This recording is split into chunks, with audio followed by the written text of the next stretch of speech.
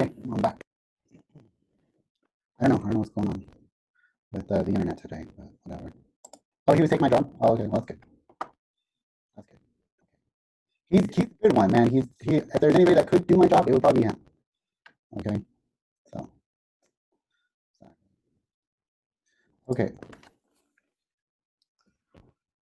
He survived the gulag out in Siberia there. Okay. So am I. I'm surviving too, going through my Tomb Raiders. Okay. Let me share my screen.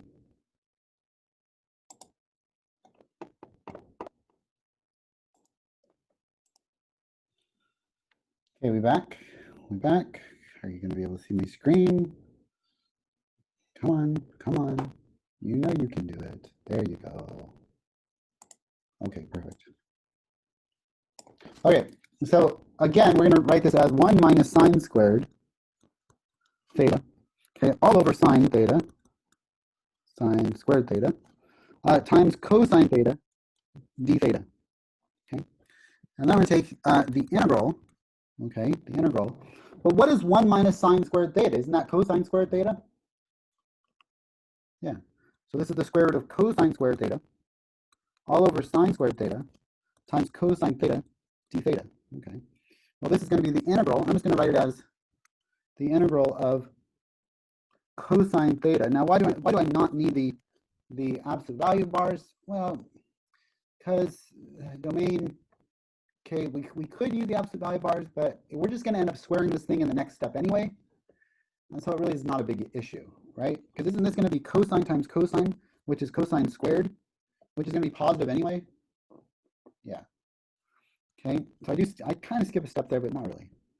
Okay, so over sine squared theta d theta. Okay, cool. What this becomes? Well, this becomes cotangent squared theta d theta. Integrate that guy. Okay. This thing I'm going to use a trigonometric identity on. I'm going to say that this guy is equal to cosecant squared theta minus 1. Okay, d theta.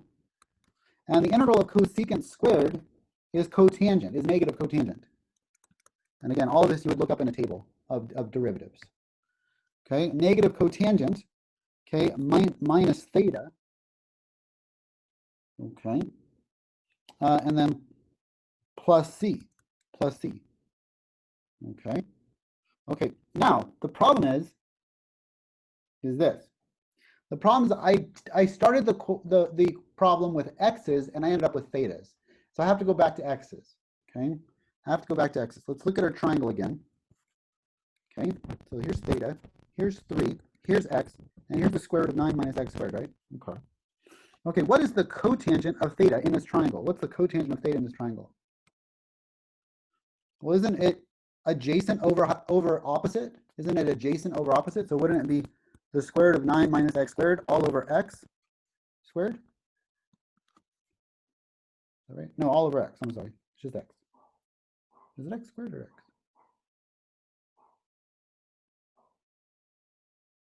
Is it x? Let me think about that for a second. Cotangent is just, no, it's just x, I think, right? Yeah, it's only x. Okay, perfect. Okay, and so this, okay, minus, okay, so that's cotangent, right? So this is going to be a negative square root of 9 minus x squared all over x. Okay, yeah, adjacent over opposite, exactly. Okay, minus the theta. What's theta though? Theta is, well, what was x? X was equal to 3 sine of theta, right? So wouldn't theta be equal to the x over 3, the inverse sine of x over 3? Inverse sine of x over 3, right? So that's theta there. Okay, so this is going to be negative radical 9 minus x squared all over x minus the inverse sine of x over 3 plus c.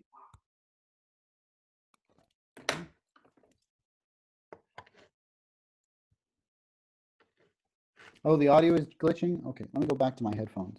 Sorry. Let me go back to my headphones for you guys. Come on, bro.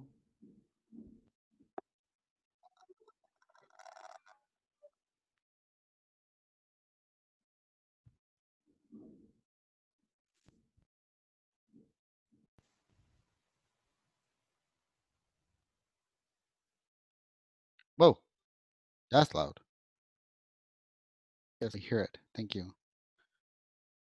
You're welcome. Echo, echo, echo. I'm an idiot. You're an idiot. Oh, okay, sorry. That was from the Grinch. Okay, is that better?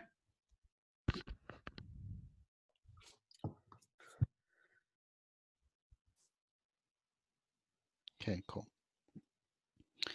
Okay, so hopefully this makes sense.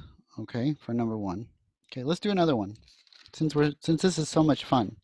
This is good stuff. Okay, this is good stuff. Let's do number two here.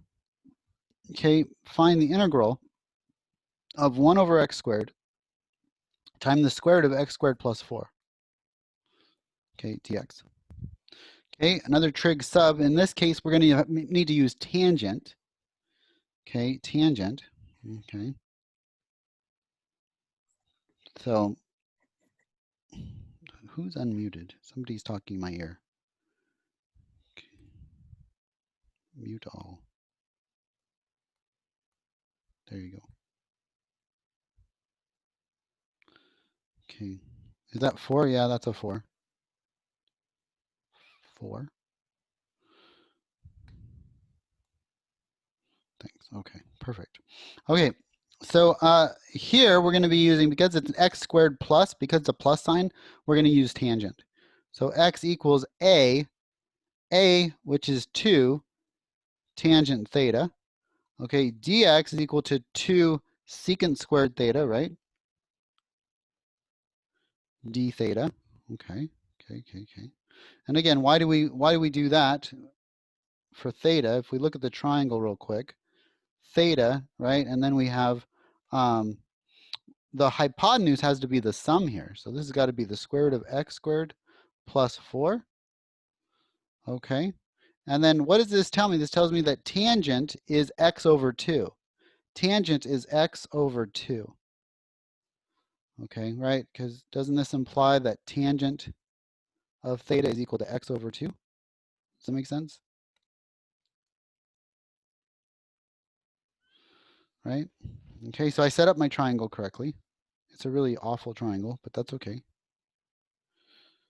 Okay, it doesn't need to be pretty.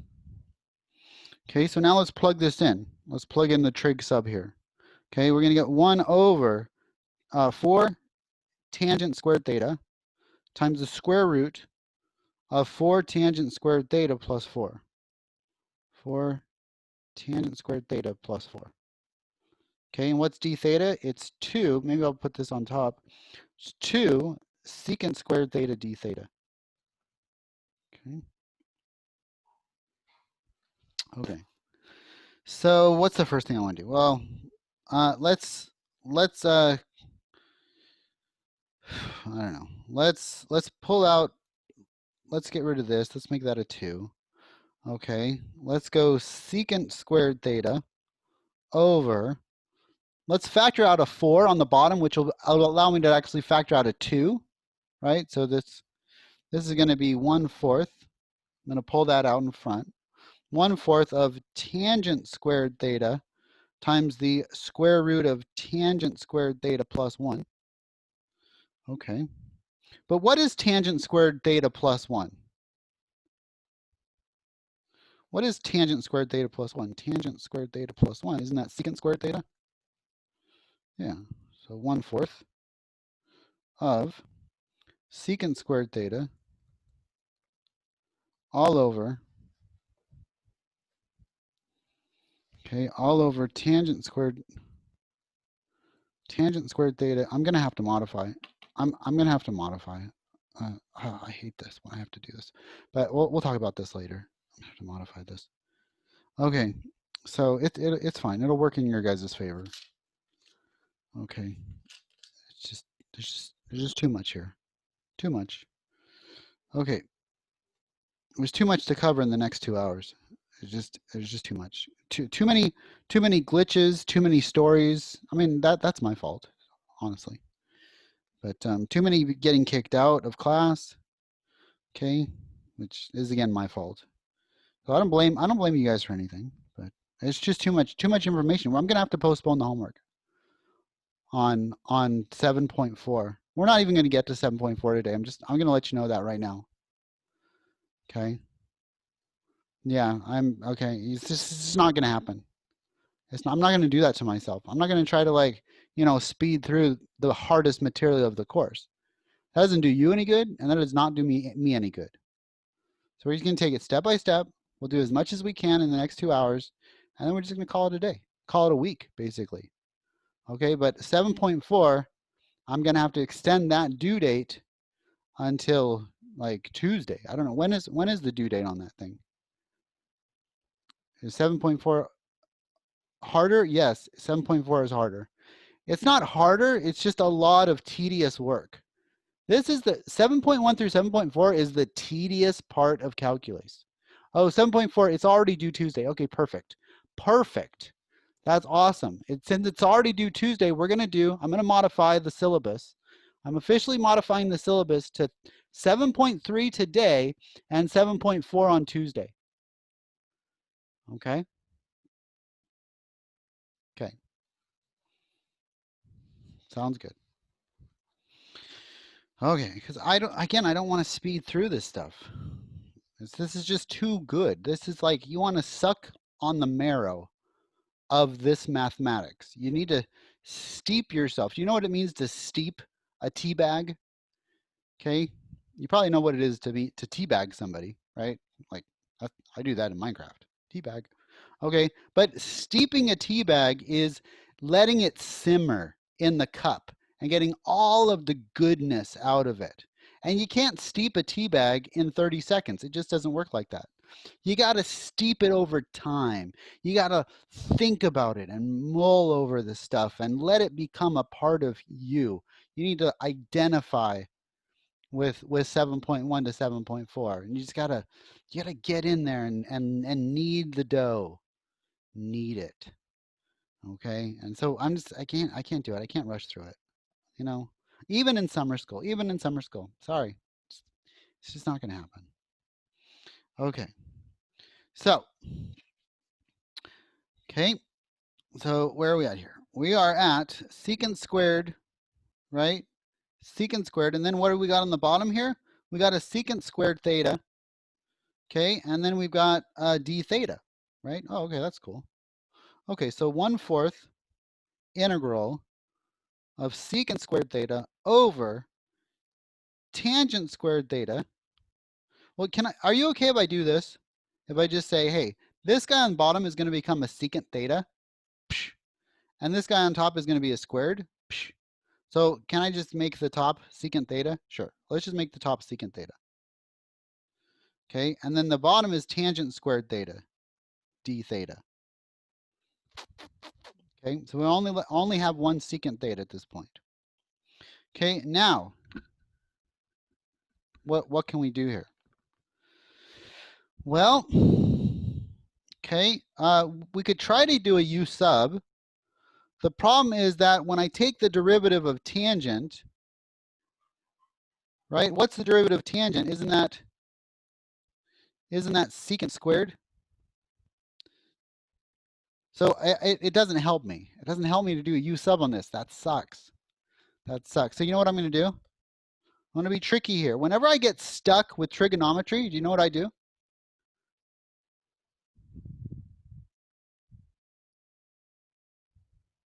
Yes, absolutely. Cry? Yeah. Ah, yes. Besides that, okay. Go take an Advil. Yes. Okay. Whenever I get stuck with trig, I change it to sines and cosines, just like Susan says. Okay. Susan says. That sounds like Simon says. Susan says. Susan says, do your homework. Susan says, Go to class. Susan says, change to sines and cosines. Okay, I didn't do it because Susan didn't say. Okay, but I am going to do it. Okay. Also, I like it. Susan. Susan is the name of the character in Monsters vs. Aliens. It's like Susan. Yeah, scary name. Okay. Anyway, I digress. Okay, so Susan says, yeah, change the sines and cosines and see what happens. So that's what we're going to do. We're going to change the signs. This is 1 over cosine. This is sine squared theta over cosine squared theta. Okay, that's cool. Okay, d theta. Okay. So then what happens here? Well, the one of these, this cosine is going to cancel with one of these, and I'm going to flip it upside down. Okay, so I get 1/4 the integral of cosine theta over sine squared theta. Now I can do a u sub, right? I can say u is equal to sine theta, du is equal to cosine theta d theta. And so this just becomes 1/4 times the integral of 1 over u squared du. Nice. Nicey nice. Okay, so now what we're going to do is we're going to do 1 over u squared, okay, is 1 over sine squared, or sorry, well, I don't want to do that. Okay, 1 over u squared. So what's the derivative of this one? This is negative 2 over u cubed, right? Not the derivative. We don't want the derivative. We want the integral. What am I doing? The integral of this thing. Okay, not the derivative. Okay, we want the integral of 1 over u squared. So that's going to go to negative 1 over u, I believe. Okay, negative 1 over u.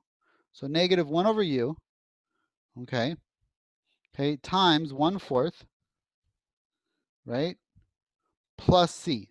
Okay, so now we've got to do some substituting back in. Well, what was u? U was sine of theta. But what was theta? Okay, or what was, let's think about this for a second. Okay, what is sine of theta? Well, what's 1 over sine theta? What's 1 over sine theta? Isn't that cosecant? Negative 1/4, this is cosecant theta plus c. Okay, and so what's cosecant theta? Well, we got to go back to our original triangle and see what the heck is cosecant theta? What's our original triangle here? It's up here, right? So what's cosecant of theta? Cosecant is 1 over sine. Okay, it's the reciprocal of sine, right? Isn't that the reciprocal of sine? So sine is x over the square root. So sine is opposite over hypotenuse. Okay, remember your SOHCAHTOAs? Okay, opposite over hypotenuse, SOHCAHTOA. That's Native American for right triangle. Okay, no, it's not. That's a joke. Okay, so Native American for right triangle is SOHCAHTOA. SOHCAHTOA. Okay. That's what happens when I stub my foot. I SOHCAHTOA. Yeah, I got jokes for days. Okay, you just keep them coming. Okay, so say what happens when you get an ingrown toenail? You SOHCAHTOA. Yeah, that's what happens. Okay, forget it. I digress. Okay, so remember your SOHCAHTOA is here. Well, what is secant? Or sorry, what is cosecant? Cosecant would be hypotenuse over a opposite, right? Hypotenuse over opposite. Well, what's the opposite? It's x. Okay, what's the hypotenuse? It's radical x squared plus 4 over x. Okay, so cosecant. Okay, so cosecant, this is negative 1/4 radical x squared plus 4 over x plus c, and that's it. We're done. Okay, so we had to do a u sub, and then we had to sub back our theta, and then we had to take our theta and sub back our x to get our final answer. Okay, and if you really want, I can write it like this. It's good. It's good stuff. Okay, let's do one more here. Okay, number 3. Okay, integral of 1 over the square root of x squared minus 25, okay, dx. Okay, integral of the square root of x squared minus 25 dx.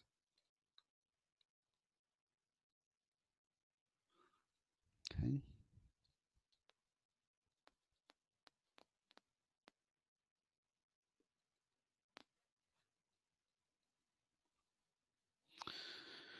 Okay, so this one, what are we going to use? Well, we're going to use secant. Okay, secant on this one. Okay, why secant? If you don't know what to use, let's try to figure it out. Okay, let's figure out what to use and without knowing. Let's just get this from the triangle. Okay, how could I get x squared? Well, wouldn't x have to be the hypotenuse? Right?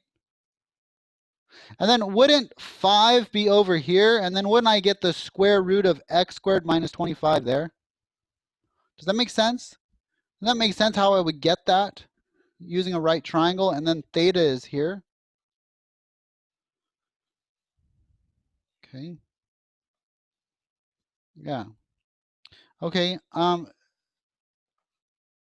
Okay, so what is x over 5? What is x over 5? Well, that would be cosecant. I would prefer to use secants instead of cosecants. Cosecants aren't as nice. They give me negatives. I want to keep things positive. So how could I make this a secant of theta instead of a cosecant? Well, how about we just reverse the order here? Let's do a square root of x squared minus 25 and a 5 here. Let's just switch the order. Okay? Is that okay? Does that make sense? Okay, and so when I do a secant here, the secant of theta is what? Is x over 5, right? Isn't it? The secant of theta is x over 5. Does that make sense? It's the inverse of cosine. It's the reciprocal of cosine.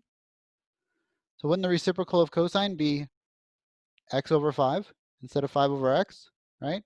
So what does this tell me? This tells me x is equal to 5 secant theta. Again, keep things positive if you can. And secants are positive and cosecants are negative. So keep that in mind. Okay. I always want to default to secant if I can over cosecant. Okay. Does that make sense? So far, so good? Okay, so then what's dx? What's dx here? Dx would be 5. What's the derivative of secant? Yeah, isn't that secant theta tangent theta d theta? Right? So that's dx. Okay. So we're going to do the integral of 1 over, okay, the square root of x. But what was x? X we said was 5 secant theta. Okay.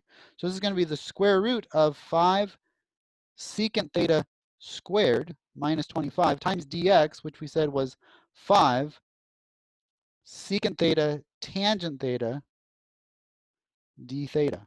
Okay. Secant theta tangent theta d theta. Okay, cool. Cool.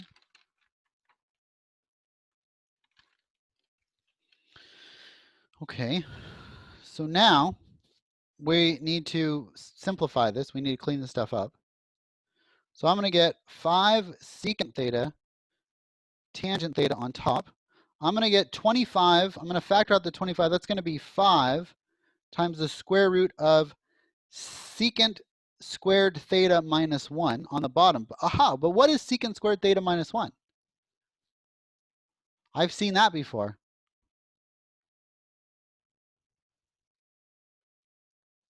Was that equal? Is equal tangent squared theta, I think. Is that right?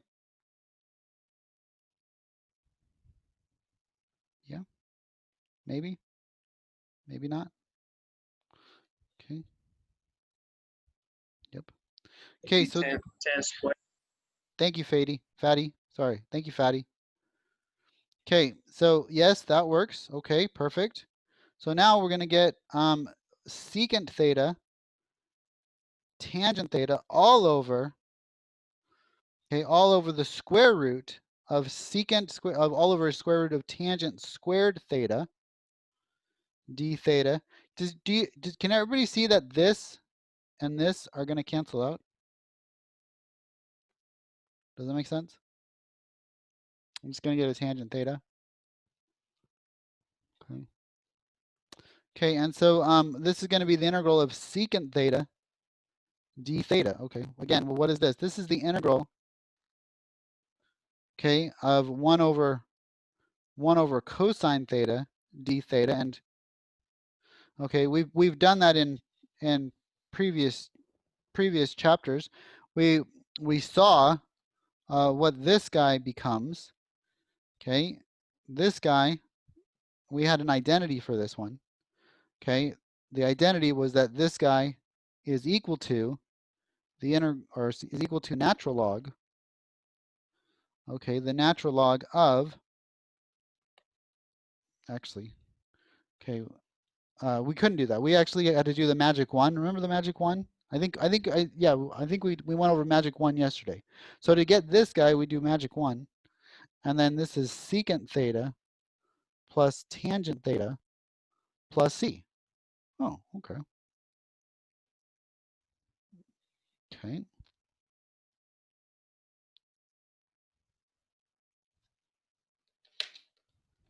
Okay, plus c. But now we have to figure out, right? Now we have to figure out what are these things? What is tangent theta and secant theta? Is it oh yeah, it's absolute value. Thank you. Boom. Thank you. The c is the c is outside. Thanks. Okay, cool. Thank you. Thank you for that. Yeah, I missed the line there. Sorry. Okay, so this is going to be the natural log, but what was secant theta? What did we say secant theta was? Okay, secant theta is, oh, that's x over 5, right? X over 5. Yep, LEL's on top of it. Okay, so this is the natural log of x over 5 plus, what's tangent theta in this case? Well, tangent theta is going to be x squared minus 25 over 5, the square root of x squared minus 25 over 5. Okay, plus c. Now I'm gonna clean this up a little bit more. I'm gonna say that this is the natural log of the absolute value of x plus the square root of x squared minus 25 all over the absolute value of 5, which is 5.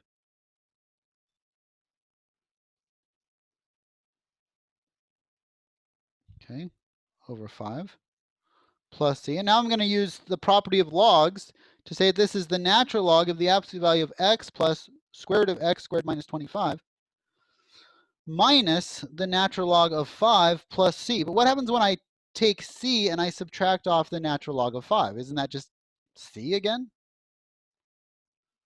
So isn't that just the natural log of x plus the square root of x squared minus 25 plus c? Yeah, that is what that is. Okay, good times, good stuff. Good stuff, good stuff, good stuff. Okay. Okay.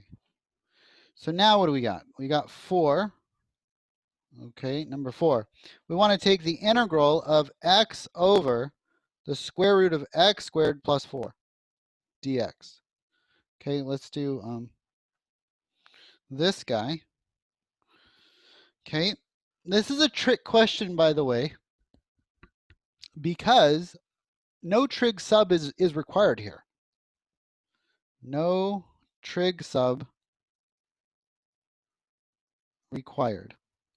Okay, no trig sub is required here. Why? Why is no trig sub required? Because I can do it by u sub. U is x squared plus 4. Du is equal to 2x dx. There's my extra integration factor of x dx. X dx is right there. Okay, so what is this going to become? This is going to become the integral of 1 over the square root of u du over 2. Okay, so this is u to the minus 1/2. 1/2 integrate, right? Du, I'm going to add that. That's going to be u to the 1/2, okay, times 2, or let's just let's just divide. We'll do 1 over 1/2, right? 1 over 1/2. Okay, that's a 1, by the way. 1 over 1/2 times the 1/2 out in front. Well, aren't those going to cancel? So what does this equal? This equals the square root of u plus c. And what was u? U was x squared plus 4. So that's the square root of x squared plus 4 plus c. That one was easy. That was easy. Sorry. That was easy. It was. Thank you. Thank you, sir.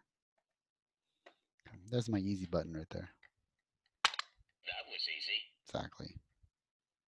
I don't have any friends, so I gotta make up friends. Okay, I have Siri and I have my easy button. That's all I need. Okay, everyone else in the world pisses me off. So that's it. That's all I need. That was easy. Exactly.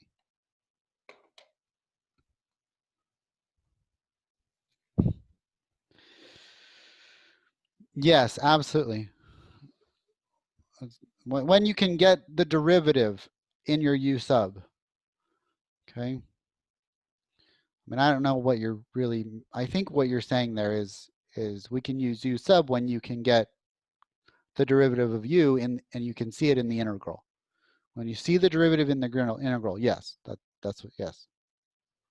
Absolutely. If you can see the derivative in the integral, you're good with u sub. And that's what I do too. That's exactly what I do. After doing calculus for ever. Okay, after teaching calculus for over 13 years, that's still what I do. Okay, that's still what I do. Okay. I just look, I see, oh, can I get the can I get the du in what's given to me in the problem? And if I can't, I have to use something else. Okay. Okay. So number 5. Let's try number 5 now, but it's a little different. Okay. It's a little different. Okay. My daughter said that when she was younger. She's like, today, Dad, it's going to be a little different. And I'm like, oh, really? She was 5 years old at the time. So she has kind of a weird sense of humor. She has my sense of humor, so it's kind of weird. So she's all pro, and she's a very forceful 5-year-old. She wanted her way a lot. I guess that's kind of how 5-year-olds come, but she was more forceful than normal 5-year-olds. So I pick her up from kindergarten one day. This is about 12 o'clock because kindergartens they only go for half day. Okay, so I'm picking her up for kindergarten one day, and she's in the back seat and getting her in her car seat, and she says, "Okay, Dad." I'm like, "What?" She's like, "Tomorrow is going to be a little different." I'm like, "Oh, really? Do tell." Do tell, my child of multiple wisdom of only 5 years. Do tell, how are things going to be different tomorrow? She says, okay, instead of picking me up from school tomorrow, what you're going to do is you're going to bring my entire Littlest Pet Shop collection to school, and then you're going to leave. I'm like, what? I'm like, wait a second. So why are you wanting to do this, Amber? And she says, because my friends are gonna be there, and I want to play with my friends, and I want to play with them with my Littlest Pet Shops. I'm like, okay, so in her mind, she's like, I have these plans, and they don't include my nerdy dad. So my 5-year-old just turned into a teenager overnight. She's like, you bring me my stuff, and then you leave. And that's exactly what came out of her mouth. I said, oh, okay. Okay. I said, could I run this by your mom at some point? Because I don't think an unsupervised play date for my 5-year-old is going to go over well with mom. But we'll run it by her, okay? I didn't want to be the bad guy. I usually pawn that off on my wife. My wife can be the bad guy, okay? Unless they really piss her off, and then I'm the bad guy. Ooh. You do not want to work. You don't not want to mess with mom. That's all I can tell you. She goes for the throat, the jugular, right there. Boom, right there. Boom, and she will bleed you out. Okay, and she doesn't just attack you. She will make you feel bad about attacking her back. Like she's like, how could you do that? How could you? How dare you? How dare you? She will make you feel like you are 5 inches tall. That is a skill. I think that is a skill that all women end up having at some point in time in their life. That is like their defense. They can't take a man on with their muscles, so they take him on with their words. Right? And just boom. She will slap you silly right upside the head and get you right between the eyes. Exactly. Don't even. You know what I've learned? I've learned words of wisdom, bro. Words of wisdom. Okay, you don't engage.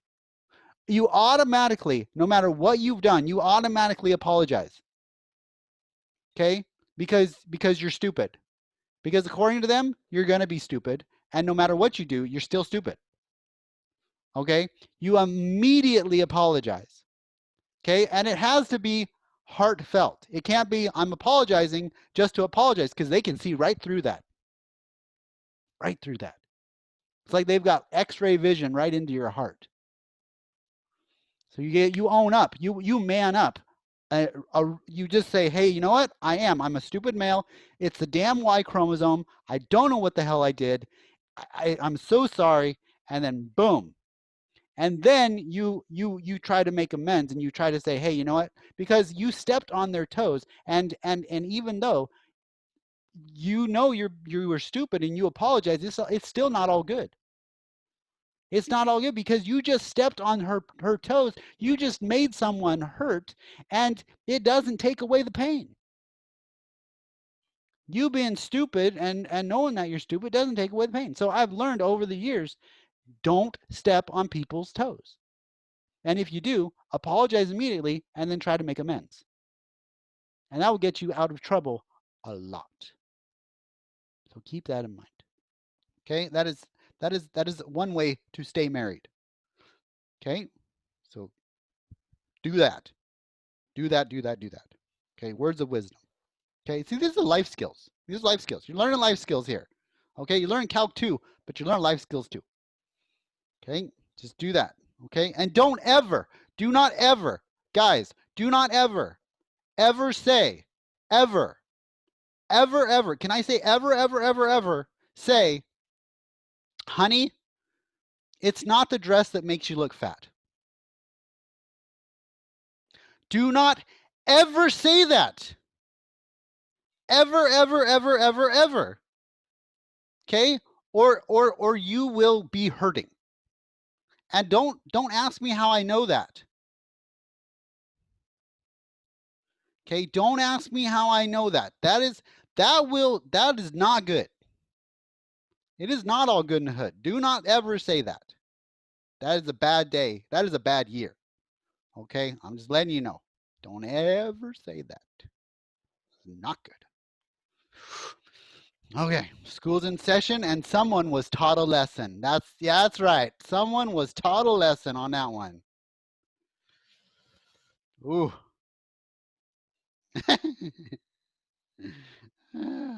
Exactly. No, you do something stupid like that. You can't buy your way out of that. Okay? Is that's time. That's all you got. All you got is time. You're like, you're in the doghouse. Yeah. And then you decorate it because you're gonna be there for a long time. You decorate that doghouse. Okay? You get it all furnished up because you're gonna be spending a long time there. That's all I'm telling you. It's a long time. Long time.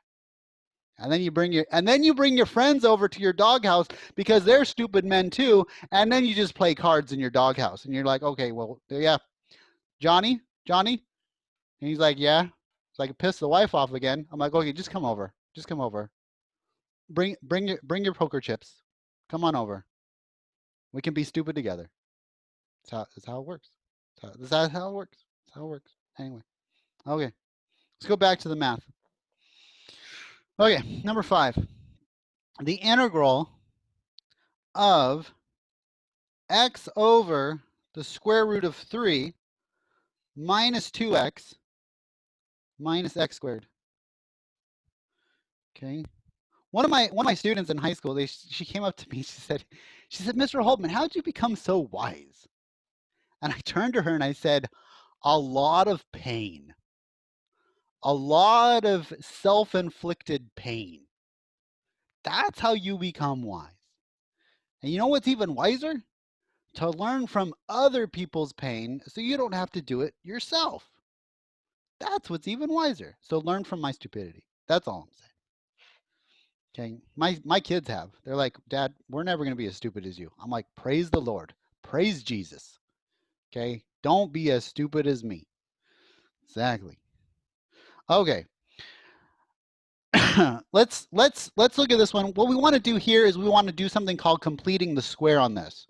We want to get it into something that looks like this. A squared, minus b squared. This is probably going to be a minus, right? A squared minus x squared, something like that. We want to get it to look like that. And the only way that we're going to do that is by completing the square here. So let's complete the square. Okay, let me rewrite this guy as negative x squared minus 2x, okay, plus 3. And I'm going to factor out a negative sign. I get x squared plus 2x minus 3, right? And what I want to do is I don't want to factor this guy. I don't even think he's factorable. Maybe he is. 3 and negative 1. Yeah, he is factorable. But what I want to do is I want to complete the square on this one. Okay, in order to get it as a sum of 2 squares, or a difference of 2 squares here. Okay, difference of 2 squares. So I'm going to say x squared plus 2x. I'm going to take half of x and I'm going to square it. Or I'm sorry, I'm going to take half of 2 and I'm going to square it. And that's going to add 1 and subtract 1. Minus 3. I'm going to put that negative on the outside. So what this allows me to do is it allows me to factor. It allows me to say that this is x plus 1 squared minus 4 with the negative on the outside. Okay, and so I'm going to distribute that negative, and that's going to allow me to do 4 minus x plus 1 squared. Okay, x plus 1 squared.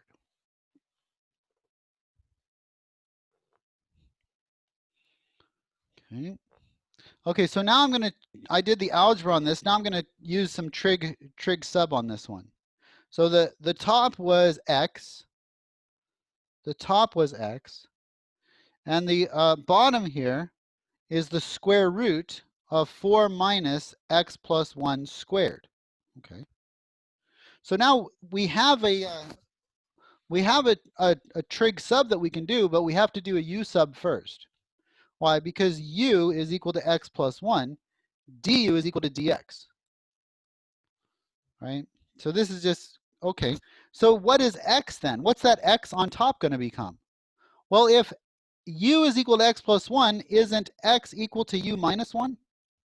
Yes. So now I can do my u du sub. So this is going to be u minus 1 all over the square root of 4 minus u squared. Okay. 4 minus u squared. Okay. All over. It's just all over d. It's just times du. Right? Okay, times du. Okay, so when we have this set up, what's the triangle gonna look like? Okay, what's the triangle gonna, well, I'm gonna have a 2 here, right? 2. And then I could have a u here, right? And then this could be 4 minus u squared, square root. And what's theta in this case? Theta would be, theta is, what is u in this case? U is equal to 2 times the sine. Well, let's look at the sine function first. The sine of theta is equal to u over 2. So isn't u equal to 2 sine of theta? Yeah. Okay. u is equal to 2 sine of theta. So then we're going to say, this is the integral of u minus 1. Okay, but what is u in this case? Well, u is 2 sine theta. So let's just put in 2 sine theta. Okay, so this is 2 sine theta minus 1. Okay, all over, okay, right? Well, we need to do a sub. We need to do a trig sub on this. So what's du equal to? What's du? We want to do another change of variable here. So du is equal to 2 cosine theta d theta. Does that make sense? 2 cosine theta d theta. Okay. So this is going to be the square root of 4 minus 2 sine theta squared times 2 cosine theta d theta. Okay. So we're going to get the integral, okay, integral of 2 sine theta minus 1, 2 sine theta minus 1 all over the square root of 4 minus 4 sine squared theta times 2 cosine theta d theta. Okay. Okay, so the bottom is going to become, okay, 2 times the square root of 1 minus sine squared theta. Oh, okay.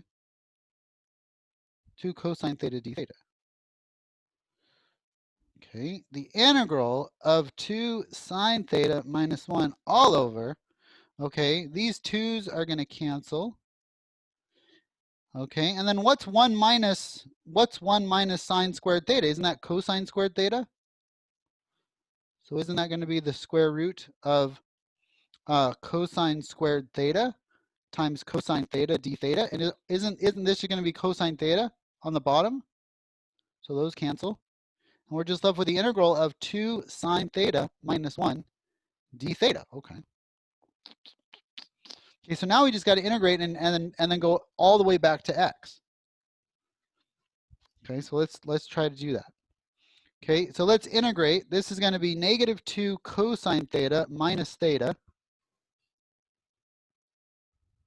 right, plus c. So now we're in thetas. We have to go back to u's. Well, what was theta? Okay, well, we have the cosine of theta here. So let's deal with the cosine of theta first. Let's redraw our triangle. This was 2, this was x, and this was the square root of 4 minus x squared, right? Or was it u's? Was it u's or was it? It was u's, I think. Yeah, it was u's. It wasn't x, it was u. Okay, this was u. Okay, because u is equal to x plus 1. Yeah, thank you, Sierra. Okay, so this is u. Okay, and so what is cosine in this case? Isn't cosine adjacent over hypotenuse? So isn't this negative 2 square root of 4 minus u squared over 2 minus theta? But what's theta in this case? This guy was u. U is equal to, okay, 2 sine of theta. So what is theta? Isn't theta going to be the inverse sine of u over 2 plus c? Always plus c. Okay, these are going to cancel. And so now I have to go back to x, right? But what was x? I mean, so what was u? Okay, u. Okay, u. Okay, was x plus 1, wasn't it? Wasn't u equal to x plus 1? Okay, so this is going to be the negative times the square root of 4 minus x plus 1 squared. Okay, minus the inverse sine of x plus 1 over 2 plus c. And I can clean this guy up because what did I do to get this guy? Didn't I just complete the square on this guy? Did I just complete the square on that guy? Yeah. So that was just the original polynomial that was underneath, which was 3 minus, okay, 3 minus 2x minus x squared minus the inverse sine of x plus 1 over 2 plus c. That's it for that one.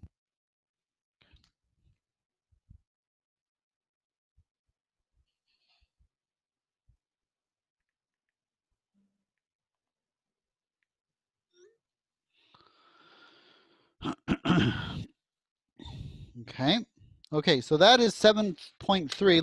Let's start into 7.4. There's no way I'm getting through all of 7.4 though. No way in Hades. Okay, I'm getting through 7.4. I'm going to change pen colors. Okay, so let's go through 7.4. Okay, 7.4 is partial fraction decomposition. Okay, and we're going to use the Heaviside technique for partial fraction decomposition, named after another mad scientist called Oliver Heaviside. He was one of those English guys. Those English guys just seem to like to go crazy. Okay, present company included. Okay, so partial fraction decomposition. All of my descendants are from England. Okay, so don't hate me. Okay, please don't hate me. No haters. Okay, please don't hate me. I didn't choose who my parents were, and I'm kind of glad. If I had to choose who my parents were, I would have chosen a better. I didn't find out who my biological father was until 3 years ago. Yeah, didn't. Had no clue. So this is pretty interesting. Went on 23andMe one day. Found out that my biological father was an engineer. Yeah. We met 3 years ago. He was an engineer in Massachusetts. And he met up with my mom when he was like in his 30s. Okay, he has one of his sons from the woman, mind you, that he cheated on with.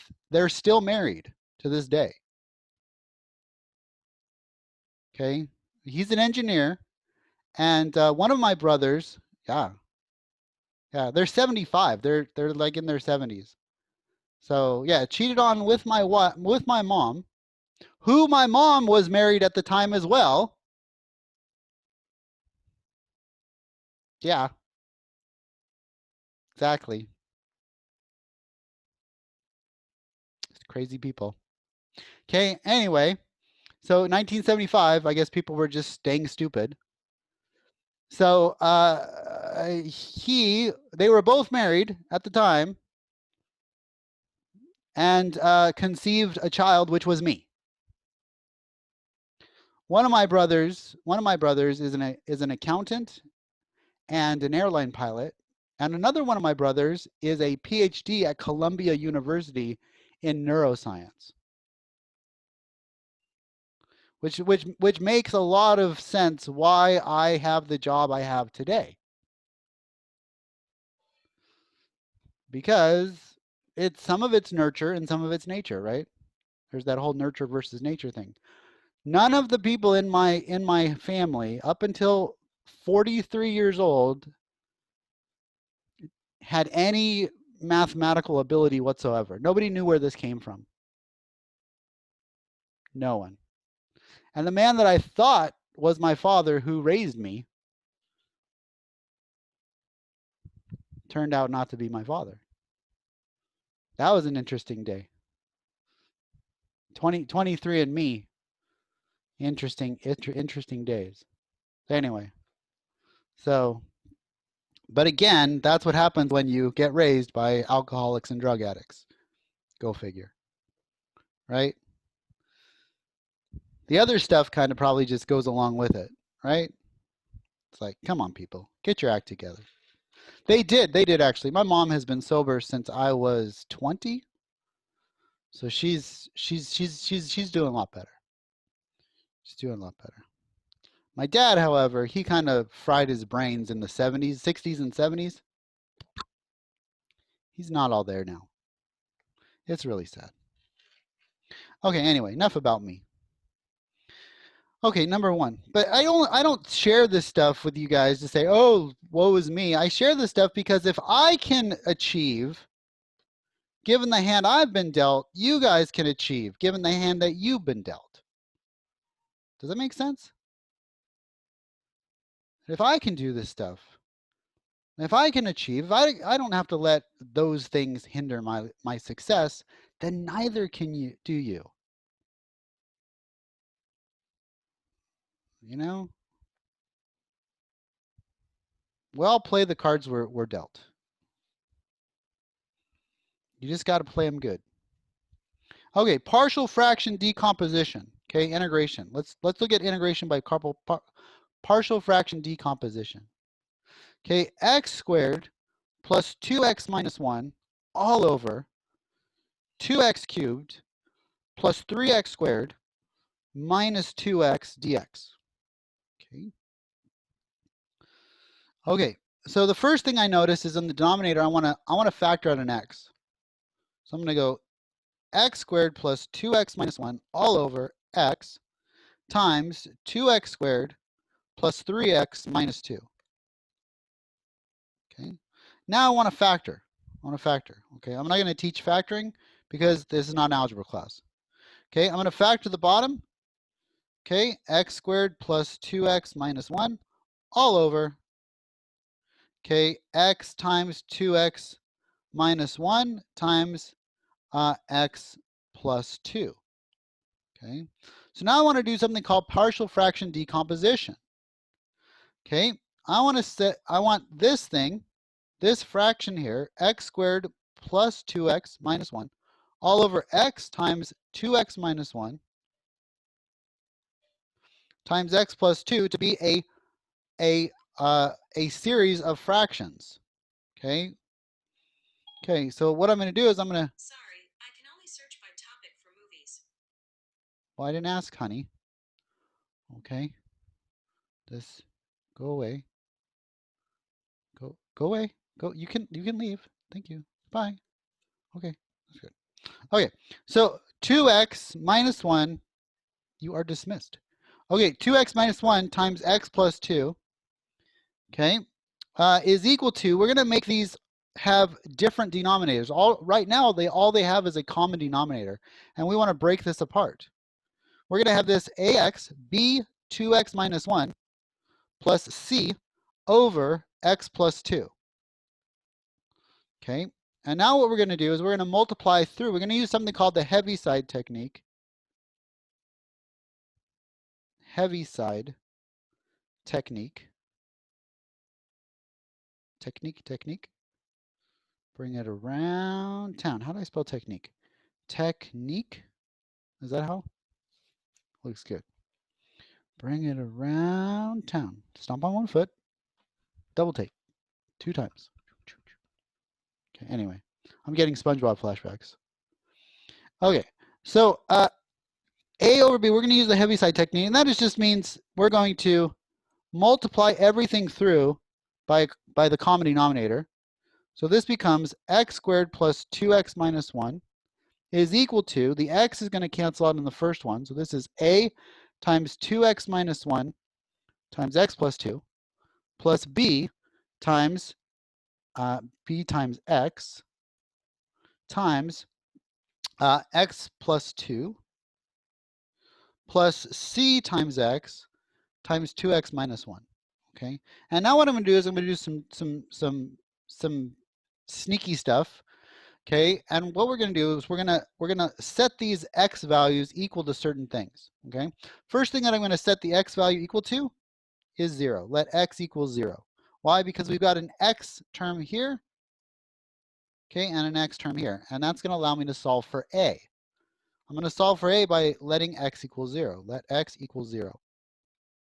Okay, so I'm going to say, okay, if I let x equal 0, I'm going to go 0 squared plus 2 times 0 minus 1 is equal to, okay, a times 2 times 0 minus 1 times 0 plus 2 plus b times 0 times 0 plus 2. This thing's going to go to 0.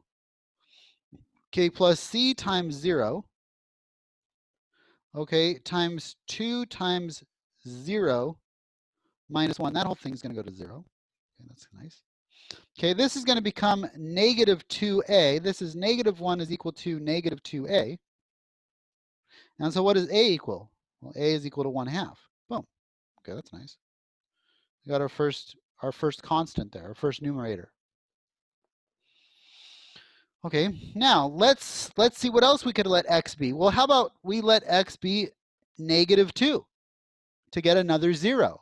Does that make sense? Let's let x be negative 2. Okay, so let x be equal to negative 2. Okay, so that's going to be negative 2 squared on the left side, plus 2 times negative 2. Okay, minus 1 is equal to, okay, on the right side, this is going to be a times 2 times negative 2 minus 1 times negative 2 plus 2. That's going to be 0, so this whole thing goes to 0. Okay, plus b times negative 2 times negative 2 plus 2 plus b times negative 2 times negative 2 plus 2. That thing's going to go to 0.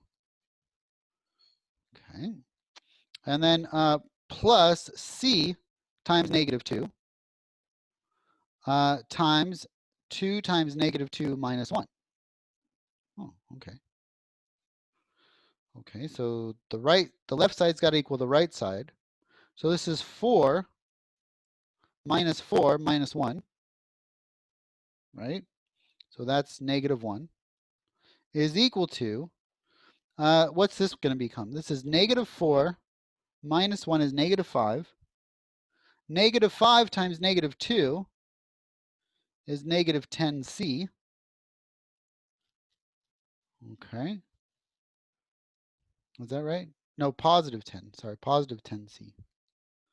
Okay, and then we're going to divide by 10. And we're going to get c is equal to 1/10. Okay, so we have a and we have a c. Now let's get our last one. Okay, which is for b. Okay, so let's see what else can we make that 0. So we're working with this guy here, right? Okay, what else can we make 0? Well, say it again. Isn't it negative 1/10 because the 10 is positive and there's negative 1? Yeah, thank you. Yes, negative 1/10. Thank you. Okay. Okay, what else can we do here? Okay, to get a 0. How else can we get a 0 here? What value of x will get me 0? We've tried 0. We've tried negative 2. What else would get me a 0? Yep, 1/2. Exactly. Thank you, Jean. Okay. Okay. Jean, may I ask your pronoun?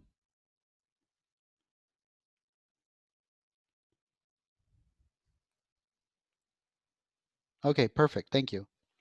Okay. So Jean says that it would be 1/2, and Jean is absolutely correct. Okay. Okay. So let's plug in 1/2. So this is going to be 1/2 squared. Okay. 2 times 1/2. Okay. 2 times 1/2. Okay. Minus 1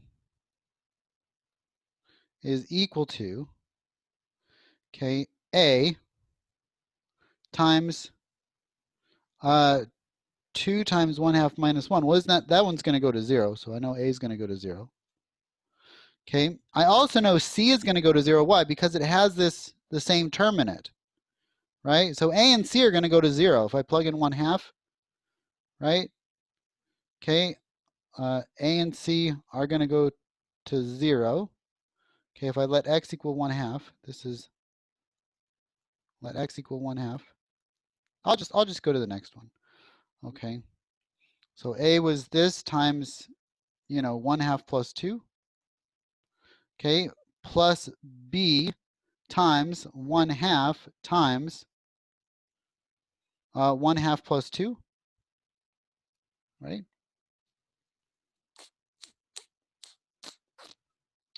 Okay. And so plus c times 1/2 times 2 times 1/2 minus 1, which again, this goes to 0. So we're only left with that middle term there. So let's see what this is. This is going to be 1/2 times 1/2 is 1/4.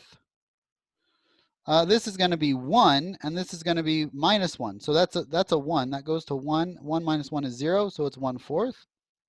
So 1/4 is equal to, okay, is equal to b times 1/2 times 4 1/2 plus 4 halves. That's 5 halves. So this is 5/4. So 1/4 equals b times 5/4. Okay, get rid of the 4. 1 is equal to 5b, so b is equal to 1/5. Ooh, okay, so that one was the hardest one because of all those fractions. Okay, b equals 1/5. Okay, so now we can finally write this in a way that will help us integrate. Ooh, like, yeah. These problems are very long. Just letting you know right now. If you have one on the exam, you're only going to get one because they are very long. Okay. Professor, can I ask you a question, please? Yes, go ahead. Why did you let the x equal 1/2? I know why, but how did you get the 1/2? I just let it equal that. Like, I mean, like how can I know how to put the a and the c to 0 to get the b? Like how? Oh, okay. So you see how, okay, so you see how this guy contains this term and this guy contains that term? Well, if we want that to be 0, 2x minus 1 equals 0, then x would have to be equal to 1/2. Does that make sense? Yeah. Okay. I understand. Thank you. Okay, thank you. Perfect. Okay, so what did we find out? We found out that a was equal to what? What was a equal to? 1/2? A was equal to 1/2. We found that b was equal to 1/5, and we found that c was equal to negative 1/10. Okay. And so we have x squared plus 2x minus 1 all over, okay, 2x cubed plus 3x squared minus 2x is equal to a over 2x plus b over 2x minus 1 plus c over x plus 2.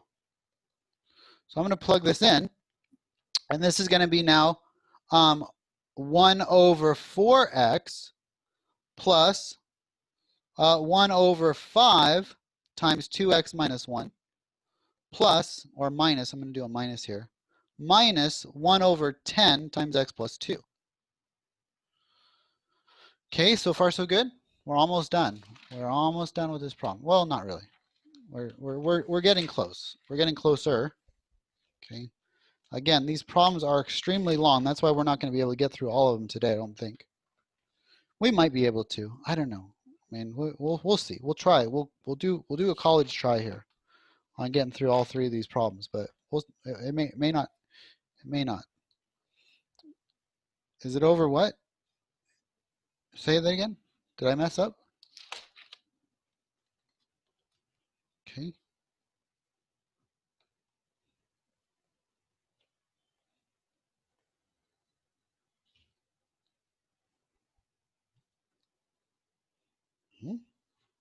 What number am I on? Oh, is it 2x? Oh, yeah, it's 2x. I'm sorry. Yes, this is 2x. My bad. Okay, this should be x. I'm sorry. I skipped a step there. This is x, right? So this is just 2x, not 4x. Thank you. Thank you for that catch. Okay, 2x, yeah, because the original one was just a over x.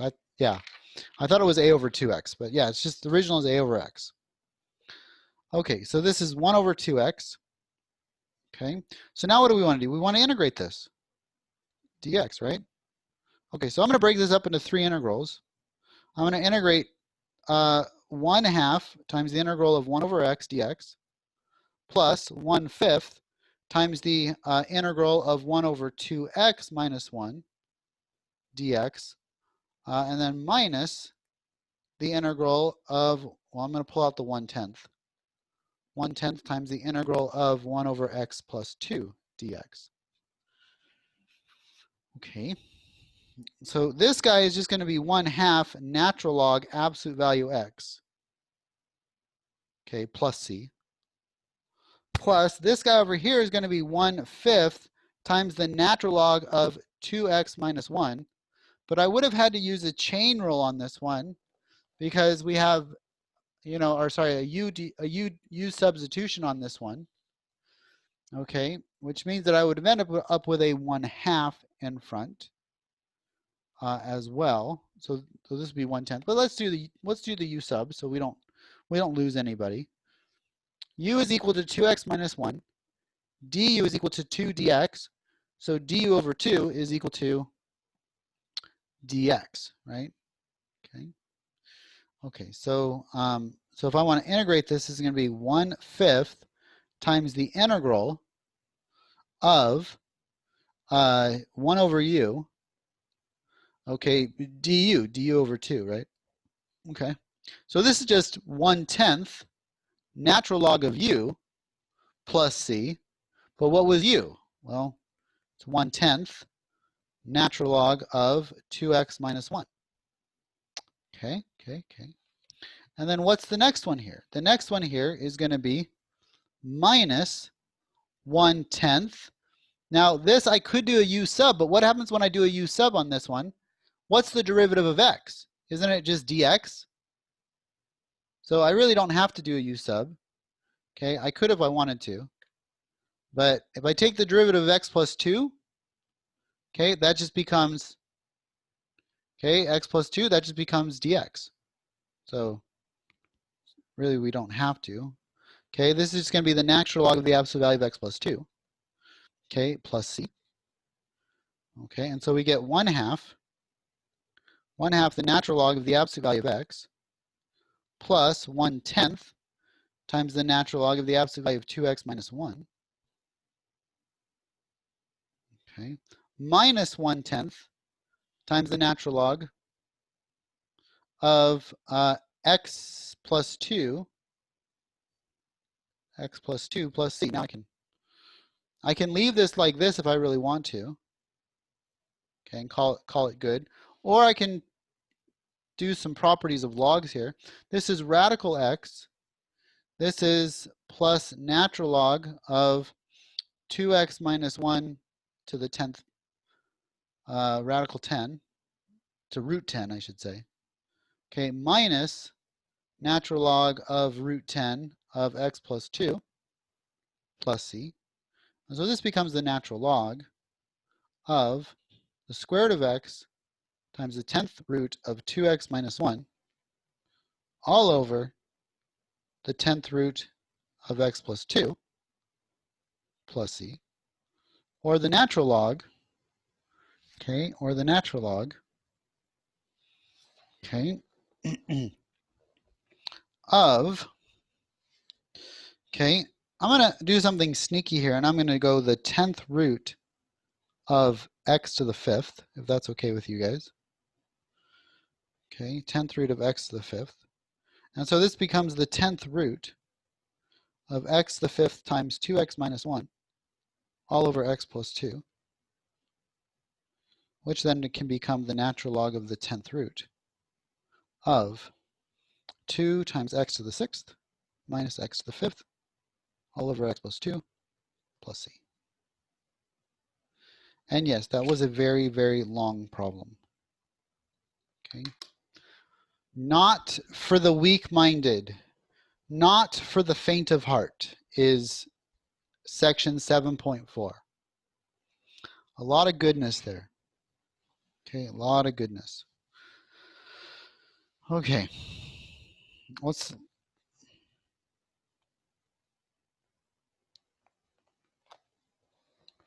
Okay, it's okay to drop the absolute values because when you take the root of an even power, your domain has to be positive anyway. If it was a negative, we couldn't drop the absolute values. I mean, if it was an odd root, we couldn't drop the absolute values. Does that make sense? Does that make sense, Susan? Okay, perfect. Okay. I mean, I kind of glossed over that one, but you know, it's because this was of a 10th root. If we didn't have a 10th root, we couldn't drop the absolute values. Okay. This one was a square root, so I dropped the absolute value, and then I got 2 10th roots.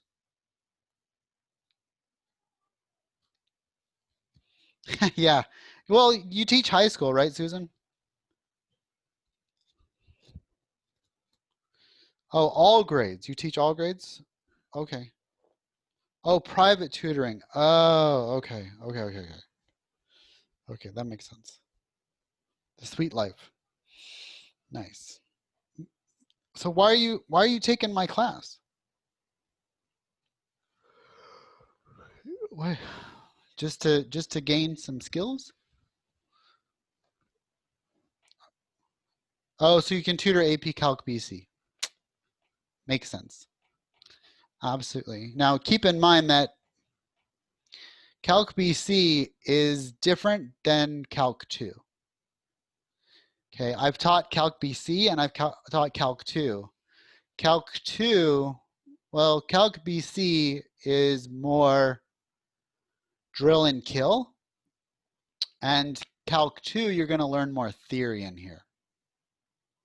So you'll actually be better prepared to tutor it than somebody who just took a Calc 2, a Calc BC class. Somebody who just teaches high school. You'll be better prepared if you study what we study in this class. Because again, I've taught both of it. A lot of the Calc 2 in high school are the Calc BC in high school, because I taught Calc BC for many years when I taught high school. Is again, they just focus on getting an answer. Okay, they focus on the how. They don't focus on the why something works. Yeah. Okay, that makes sense. It makes sense. So it's good. It's good. It's easier to ride a bike the second time when you've already ridden it once. Okay, it doesn't mean you're gonna not fall off, but you just fall off less frequently.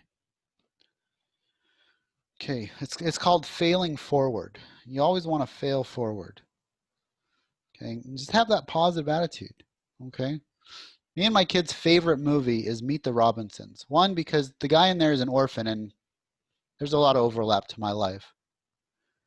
But the other reason is there's our motto, our family motto, and our motto in our family creed, I guess, is keep moving forward.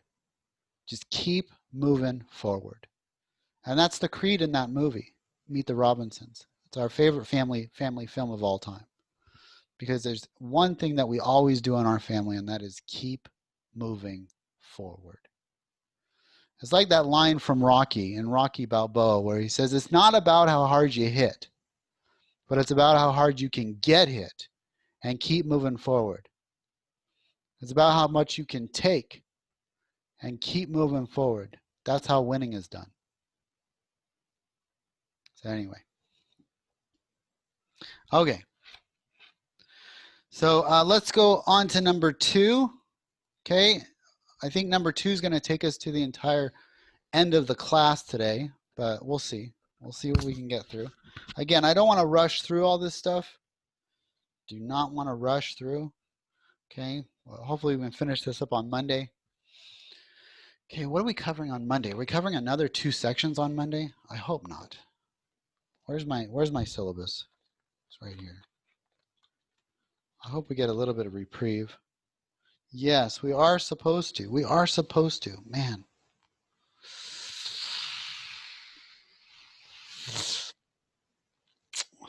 that sucks. Okay, well, we'll see. We'll see what we get through. That's gonna push us into the review, which is not gonna be fun. Which means I may have to postpone. I may have to postpone the test 1 week. I may have to postpone the test one. I'll keep you guys posted over the next few days, but I may have to postpone the test 1 week and just have you do chapter 8 and 10 quiz as a take-home quiz. I think that's where we're going to have to go with this, looking at the syllabus. I'm losing too many days. I'm losing half of today, and I'm losing Thursday of next week. And so I think I'm just going to postpone the exam 2 to 7/27, and I'm going to make chapters 8 and 10 quiz a take-home that you do over the weekend on your own. Okay, I'm not going to make that one timed. Okay, it's not going to be a time test. It's not going to be a time quiz. Okay. I think that's where we're going to have to do. It's still on WebAssign? No, it's not. It's not on WebAssign. It's through Proctorio. Okay. Yeah, I will. You know, again, we'll see how fast we can get through this material. I just don't want to cram this stuff down your throats and lose the goodness, lose the mathematical goodness. I will send out. What I will do is when I make all these changes, I will send out to everybody. I will email out everyone an updated syllabus. Okay?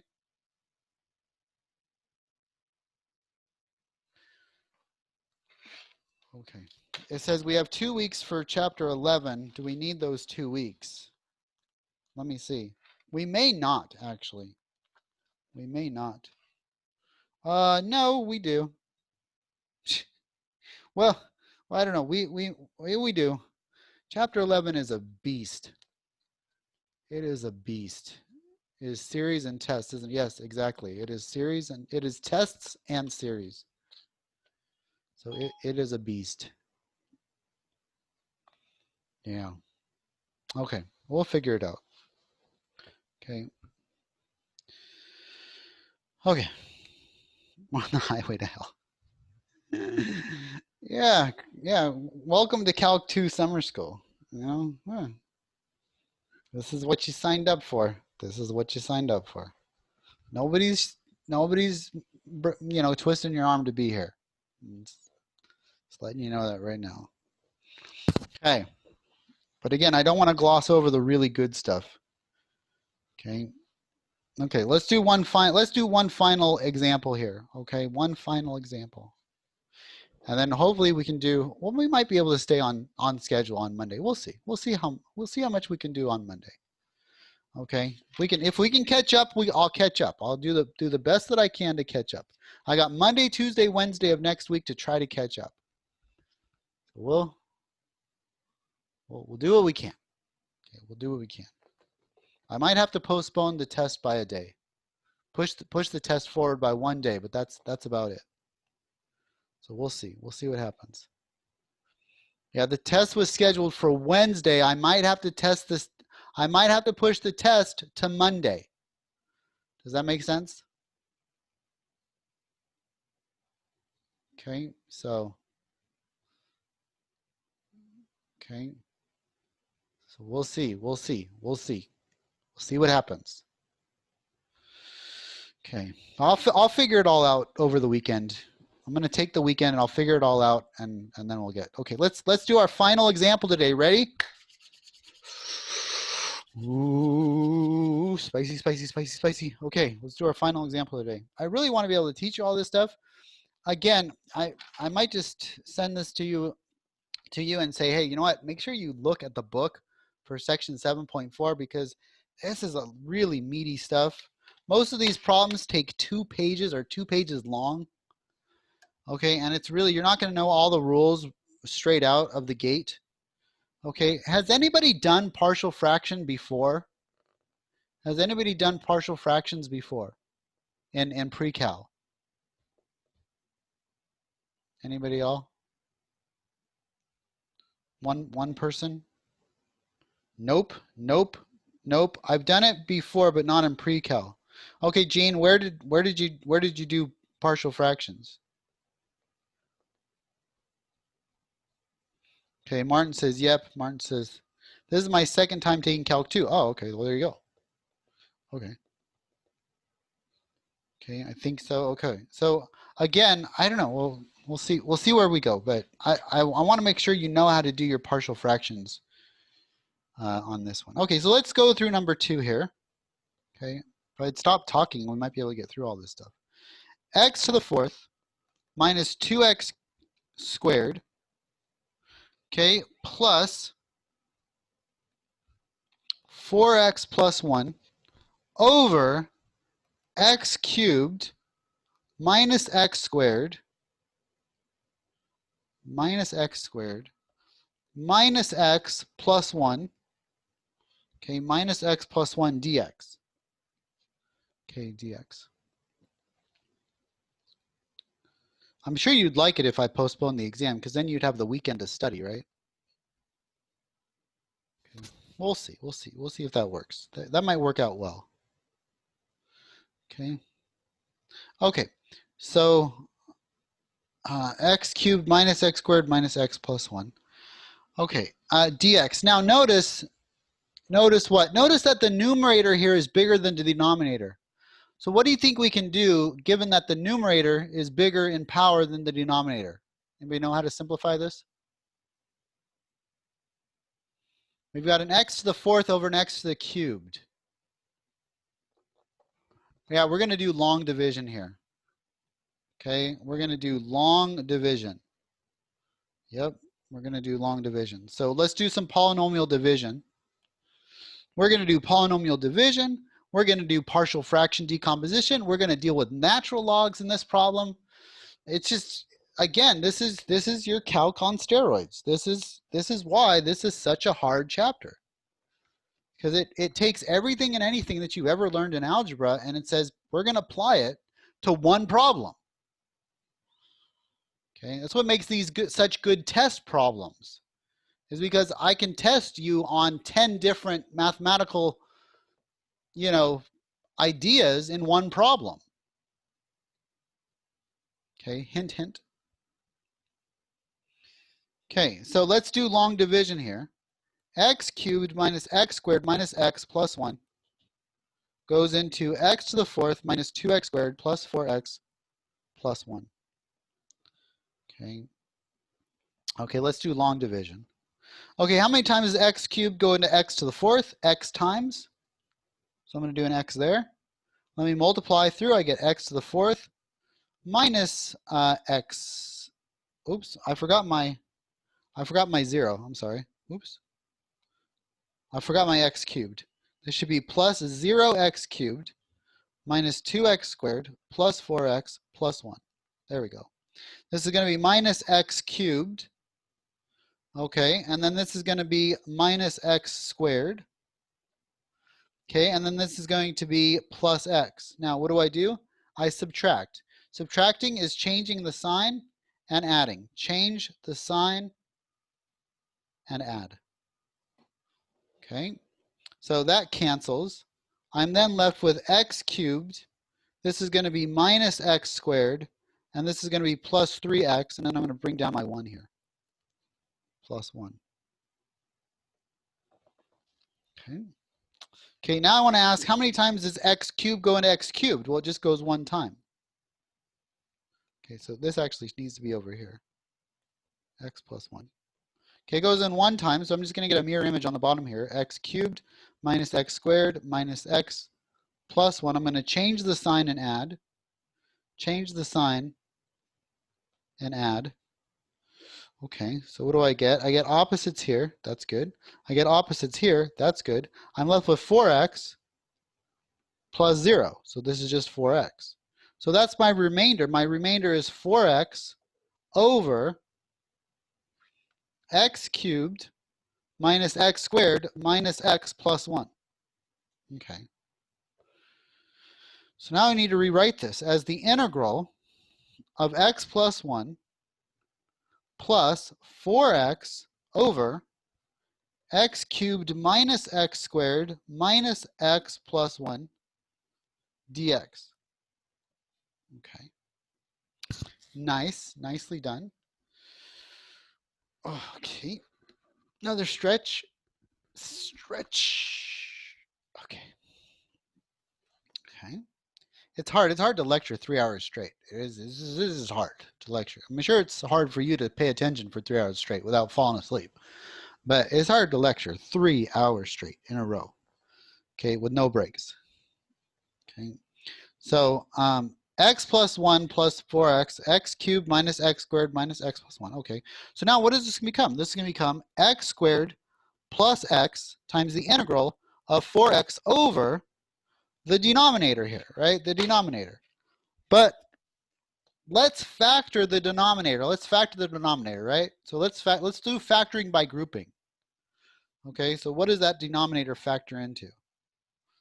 Okay, this is a plus, sorry, dx. What is that? Okay, so I'm going to pull an x out of the first two.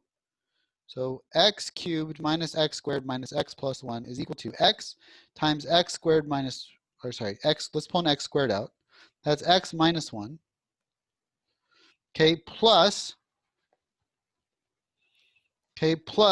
or minus 1. Let's pull a negative 1 out of the second two. Minus 1 times x minus 1. Now I'm going to pull out what they both have in common. And we get x minus 1 times x squared minus 1. Okay. Now I'm going to factor that. That's going to be x minus 1 times, this is the difference of two squares. This is x minus 1 times x plus 1. This is going to be equal to x minus 1 squared times x plus 1. Okay, so that's the denominator here. So what are we going to get? We're going to get x squared over 2 plus x plus the integral of 4x over x plus 1 times x minus 1 squared dx. Okay, so again, now we got to use the Heaviside technique, except when I have a squared in the denominator, the Heaviside technique fails me. It is a failure. Okay, it is a failure. Okay, why? Why is it a failure? Well, it fails because, well, we'll see. We'll see why it fails in a second. Let's do x plus 1. Okay, sorry, 4x. Let's do 4x. 4x over x plus 1 times x minus 1 squared. Okay, now when I do partial fraction decomposition, whenever I have a squared, I have to take into account that the factor could have been a singular or it could have been a squared. There's two factors here. There's the factor x minus 1 and there's the factor x minus 1 squared. I have to take into account that I could have either factor as a denominator.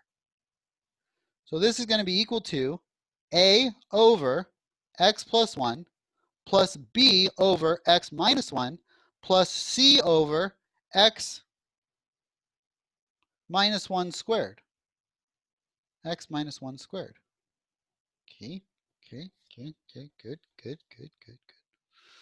Okay, so now what am I going to do? I'm going to multiply everything through by the denominator. I'm going to go 4x times a, and this is going to be times x minus 1 squared, plus b times x plus 1 times x minus 1, plus c times x plus 1.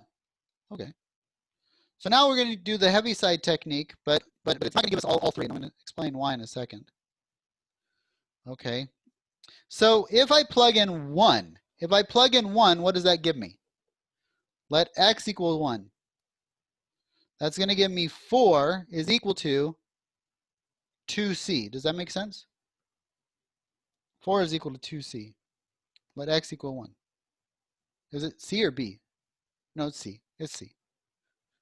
Yeah, 2c, right? Because these are going to go to 0. X minus 1 would go to 0, and x minus 1 would go to 0. So c is equal to 1/2. Okay. So c is equal to 1/2. Sorry, no, c is equal to 2. My bad. C is equal to 2. I got to divide by 2. Okay, it's the stupid algebra stuff, right? Throws me off. Okay, Don't make stupid mistakes like me. Don't be stupid like me. Learn from my mistakes. Okay? Learn from my mistakes. Don't make, you got enough mistakes to make on your own. Okay, you don't need to make. Professor, why did we write x minus 1 to the power of 2 under beneath like the c? Why we didn't write x minus 1? I didn't get that part. Because you have to take into account that you could have a factor of x minus 1 squared be the whole thing. Think of greatest common factor, right? What's the greatest common factor of x minus 2 squared? Well, it's itself. Yeah. Okay. So you have to take into account both cases. Both cases. Okay, so we got our c there. What else could we get? Well, if we plug in let x equal -1, let x equal -1, then I'm going to get -4 is equal to a times -2 squared, right? Whereas b is going to go to 0. Okay, b will go to 0 and c will go to 0. Okay, so a would then be equal to what? -1? No, what would this be? Okay, -4. Okay, a would be, is a -1? I think. Let me see this for a second.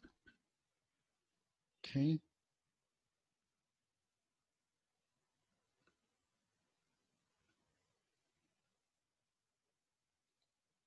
Let me see what's going on here. Is this the? I'm on the wrong one. No, I'm on the right one. Let me see if I'm doing this right. No, that's right. That's right. Yeah. Okay.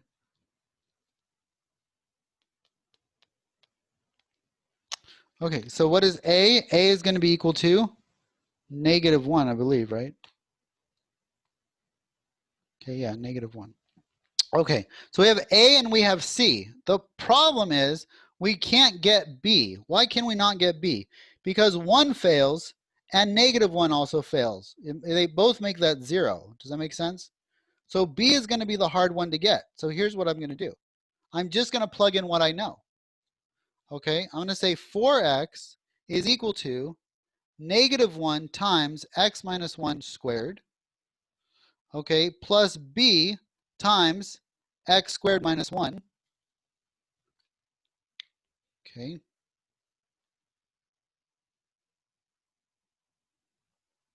Okay.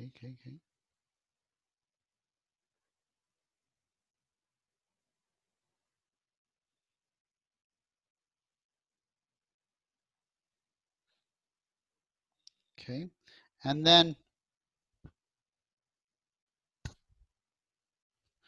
and then, what else we have? C times, well, what was C? C was 2, wasn't it?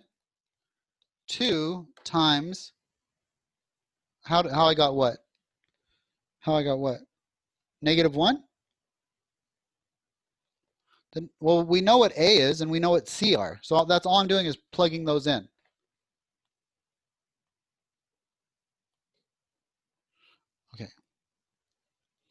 Okay, so I'm going to plug these in, and this is going to be x plus 1, right? 2 times x plus 1. Okay, so now I've got 4x is equal to, I'm going to multiply this out.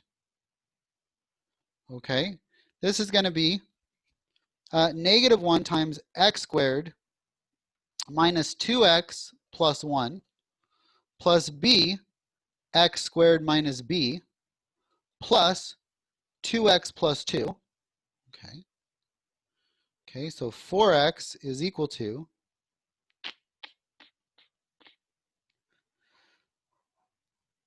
okay, what is this guy? This guy is going to be -x squared, right? -x squared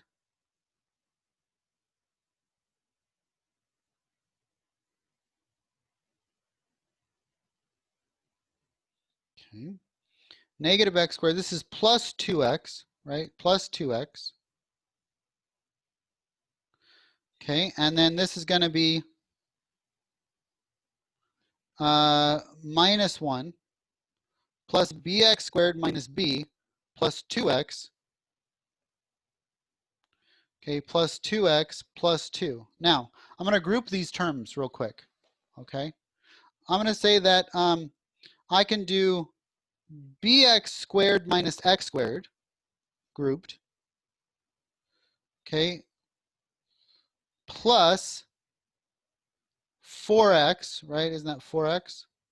4x plus, okay, plus this is going to be negative 1 plus 2 is 1. This is going to be 1 minus b. Okay, does that make sense? Equals 4x. Okay, and now I'm going to rewrite this. I'm going to rewrite this as, I'm going to actually factor out a b, an x squared here. I'm going to factor out an x squared. This is b minus 1 times x squared plus 4x plus 1 minus b. Why? Because this is my x squared term, this is my x term, and this is my constant term, right? And so this I can rewrite as 0x squared plus 4x, okay, plus 0. And now what can I do? I can compare term by term. Well, I already know that 4x is equal to 4x. That's a given. But what I don't know is that 0 is equal to b minus 1, and 0 is equal to 1 minus b. So what does b have to be in order to make this true?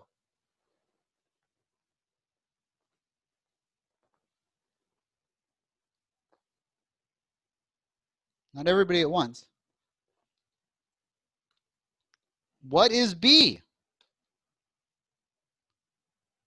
It's 1, exactly. B is equal to 1. Okay, so we found that C was equal to 2, A was equal to negative 1, and B was equal to 1. Okay. Okay, cool. Cool. Okay, so now let's finish this up. This is x squared over 2 plus x plus the integral of, okay, a over x minus 1, a over x minus, no, sorry, a over, what was the first one? A over, what was a? A over x plus 1. It was x plus 1, sorry. A over x plus 1. Oops, my screen sharing is paused. How did it get paused? Okay, a over x plus 1 plus b over x minus 1, right? Plus c over x minus 1 squared dx. Okay, but we said that a was equal to what? A was negative 1. Okay, so a was negative 1 here. Okay, so this is going to be negative 1 over x plus 1 plus, what was b? B was 1. 1 over x minus 1 plus c. What was c? C was, what was c? 2? I think it was 2. Right? Wasn't c 2? Yeah, c is 2. Okay, plus 2 over x minus 1 squared. Okay, so integral of this guy plus x squared over 2. Okay, dx. Now I'm going to integrate these individually, okay? If that's okay with you. I'm going to integrate the first one and then we'll do the last one together. Okay, so this is going to be x squared over 2 plus x. What's the integral of negative 1 over x plus 1? That's just natural log. Okay, so this is minus natural log of the absolute value of x plus 1 plus natural log absolute value of x minus 1 plus the integral of 2 over x minus 1 squared dx. Okay, and the last one's just a u sub. That's all it is. It's just a u sub. Okay, so let's see what the u sub is on this one. This is u is equal to,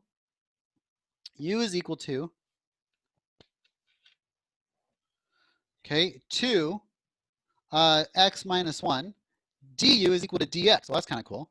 So this just becomes the integral of 2 over u squared du. Okay, so what's that integral? That's 2u to the negative 2. We're going to go to negative 1 and add 1, so that's going to drop it by a power. So this is negative 2 over u plus c. right? But what was u? U was x minus 1. So this is plus, or minus, I should do a minus here. This is minus 2 over x minus 1 plus c. So the whole thing is x squared over 2 plus x minus the natural log of x plus 1 plus the natural log of x minus 1 minus 2 over x minus 1 plus c. And now I'm going to rearrange this. I'm going to say this is x squared over 2 plus x minus 2 over x minus 1 plus the natural log of x minus 1 over x plus 1, absolute value plus c. And that is beautiful mathematics right there. Okay. Okay, let's do one last one. One last example today, and then we're done. And we're caught up. I was actually able to catch up. If we do one last example, okay, we can catch up. Okay, we can catch up. It's all good. I thought it was going to take forever, but these are really long problems. I'm just letting you know, really long problems. Okay, the integral of 1 over x squared plus a squared dx is equal to 1 over a times the inverse tangent of x over a, okay, plus c. At one point in time, I think we talked about this, or we derived that formula, okay? It's really just all we're doing, all we did was when we talked about inverse tangents, we just divided both top and bottom by a squared, right? And we derived this formula. So I'm just reminding you of the formula that we derived in class already. Okay, because we're going to end up using this formula in this last problem. Okay. Okay. So the integral, okay, of 2x cubed, or 2x squared, minus x plus 4, all over x cubed plus 4x dx.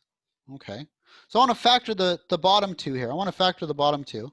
This is going to be the integral, and I've written so much today that I'm actually going to have to add more paper, as this has never happened to me in a class. Okay, that I actually have to add more freaking paper. Okay, let's go to Cerritos College, and let's go to reference, and let's go to blank paper. Okay, and I want to open that. Come on, come on, come on, give me my paper, give me my paper. I need more paper. Need more paper, please. I'm running out of time. I got 20 minutes to do this one problem. It's really not that long. We should be done within 20 minutes. Okay, this is all good. Okay. I'm not going to feel so bad about not taking a break today because, one, I told some really good stories, and two, if you wanted to take a break, you could always just go to the bathroom, leave your desk for 5 to 10 minutes, go get a water break, go grab yourself a snack, and come back, and I would have absolutely no idea that you were gone. So I don't feel so bad about that. Okay, it's all good. Okay, is this ever gonna upload? Hello? Hello, hello? Are you gonna upload for me? I don't know. I'm gonna cancel you in a minute if you don't, and just say screw it and go to another piece of paper. So I'm waiting. Are you gonna work? No. Let's do cancel. I can't wait for you, sir. I cannot wait for you. Now it's not gonna let me cancel? Are you gonna be a butthead like that? Okay. Don't mess with me today. I'm not in the mood. Okay, so this guy, okay, is going to be, let's do our heavy side technique on this one. This is going to be 2x squared minus x plus 4 all over x times x squared plus 4, right? X squared and x squared plus 4 is not factorable, so it looks like this. It looks like a over x plus bx plus c over x squared plus 4. Now, why do I have the bx plus c? That's weird. It's weird that I have the bx plus c there. Why? Because the numerator always must be one less degree polynomial than the denominator. The numerator must always be one less degree than denominator. Okay? And before we didn't have any x squareds. Now we have an x squared. We have to put in all the possible linear. When we have a quadratic, we have to have it, the numerator be a linear. What the heck? Are you kidding me? Stop. What is wrong with you? I'm trying to teach these people. You're not making it easy. Okay, let's go back. Screen share. Screen share my screen share. Screen share. Screen share my screen share. There. Okay, denominator. Okay, screen share it. Okay, so now again, we're going to use Heaviside technique on this real quick. Okay, let's go 2x squared minus x plus 4 is equal to a times x squared plus 4 plus, okay, x times bx, or let's do bx plus c times x. Bx plus c times x. So now I'm going to multiply this all out. Okay, what if x is equal to 0? Let's let x equal 0 first. That'll give us a, right? That'll give us a.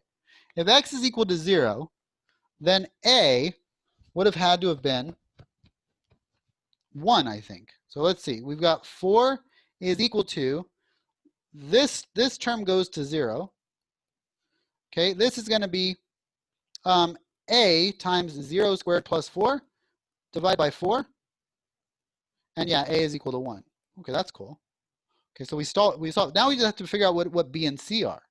And then we're basically done with the problem. Okay, what's b and c here? We know a is 1. Okay, that's good. Okay, so now we're going to say 2x squared minus x plus 4 equals x squared plus 4. Now, don't ask me where did the a go. Okay, multiply by 1. Just do it, okay? Just don't whine about it. Just do it. Okay, is that guy. Now let's factor out common factors here. Okay, this is going to be, okay, 1 plus b times x squared plus cx, right, plus cx plus 4, right, plus 4. Oh, that's kind of cool, because that tells me what does c have to be? What does c have to be? -1. Yeah, thank you. C is equal to -1, okay? And then if c is equal to -1, what does b have to be? Well, 1 plus b has to be equal to 2, right? So what does b have to be? 1 plus b has to be equal to 2. So doesn't b have to be 1? Boom, we just found that a was 1, b was 1, and c is -1. So now let's integrate. Okay, we're integrating a over x plus, okay, plus what? Plus bx plus c all over x squared plus 4. Was that right? Yeah. Okay, and so we said that a was equal to 1, right? A was equal to 1, so this is 1 over x, plus b was equal to 1, so that's 1 times x, and c was equal to -1, so that's x minus 1 over x squared plus 4. Oh, okay. Okay, so now we're going to integrate this guy. I'm going to get rid of the 1 if that's okay with you guys. Okay, dx. I'm going to integrate this guy. I'm going to break the second term into 2 terms under a common denominator. 1 over x plus x over x squared plus 4 minus 1 over x squared. I can't believe we're going to finish everything today. I was so determined that we were not going to finish everything. Okay, dx. Okay, so now how do I integrate these guys? Okay, well, this is just, the first one is just natural log of x, right? What's the second one going to be? The second one here. Well, this has an x on top, so I can do a u sub on that. Okay, this is u is equal to x squared plus 4. Du is equal to 2x dx. Divide by 2, right? And so if I want to split these into separate integrals, I can. Okay, this is a dx. This is a dx. Okay, so this guy was natural log of x, Boom, good. Okay, this guy is going to be du over 2 is equal to x dx. So this is going to be, my x dx is just du over 2, so I'm going to do a 1/2 integral of 1 over u, right? 1 over u du. Okay. This is natural log of absolute value of x plus that. Okay. Okay. And then what about the last guy here? This 1 over x squared. What's the integral of 1 over x squared? That's a minus. Okay, well, isn't that, let me put this in parentheses here. Okay, isn't the integral of 1 over x squared equal to negative 1 over x? Right? Does that make sense? Yes, no? Oh, no, it's not x squared. It's not over x squared. I'm sorry. I made a mistake here. This is 1 over x squared plus 4, not 1 over x squared. I left out the plus 4. I'm like, why is that not making sense? Okay. Okay. So what is that integral? We'll think about that in a second. Minus the integral of 1 over x squared plus 4. What is that integral? Huh, okay. Well, let's integrate this guy. This is just natural log, right? So natural log absolute value of x plus 1/2, okay, natural log of u, right? Of u minus, but what was u? Minus the integral of this thing. What's the integral of 1 over x squared plus 4? What's the integral of this thing? Yeah, it's arctan. Thank you so much. Who said that? Fady? Yeah. Yeah, it's arctan. Exactly. It is arctangent. It's 1 over 2 arctan inverse tangent of x over 2 plus c. Boom. Okay. But what is u here? What was u? U was x squared plus 4. So this is going to be natural log absolute value of x plus 1/2 natural log of the absolute value of x plus x squared plus 4 minus 1/2 inverse tangent of x over 2 plus c. Now, we have the natural log of the absolute value of x plus the natural log of the square root of x squared plus 4. Why can I drop the absolute values? Why can I drop the absolute values? Because if x is negative, it doesn't matter. It's the same value if x is negative or positive here. Okay, because I'm squaring it, right? I'm squaring it and adding it to 4. So it'll always be positive. Okay, minus 1/2 inverse tangent of x over 2 plus c.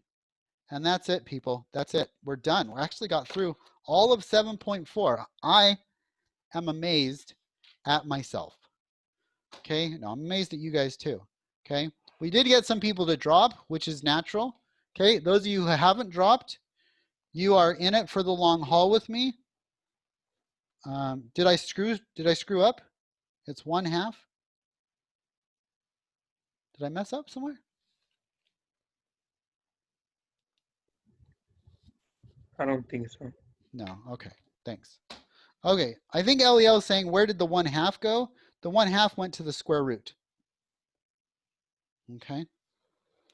Okay. Let's call it a weekend. I will see you back here on Monday. We're still on track to take our exam on Wednesday. So our exam will be on Wednesday. We are still on track. The syllabus has not been rearranged at all. Okay. And I will see you back here on Monday. Okay. Okay.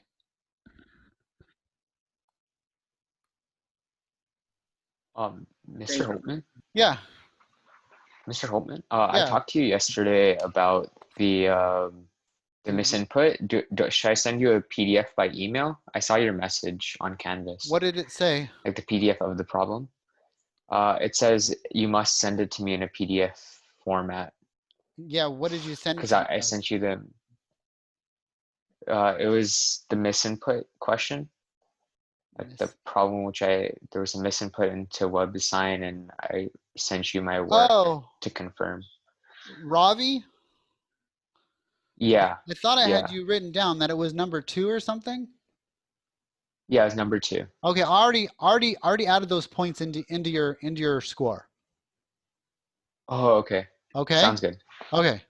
Okay. I already gave you Thank full you. credit. I already gave you full credit for that problem. Oh, okay. Okay. Thank you. Okay, you're welcome. Okay, bye.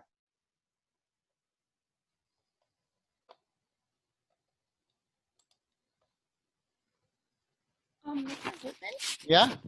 Professor Holtman, rather. Where's the chat? So, the next two tests, or like the next quiz, the next test and the next quiz are like just before the withdrawal deadline for the class. And not Yes. that I'm planning on doing that, but if we can, like, are you available to like talk before that deadline, just in case, like? Okay. When's the withdrawal deadline?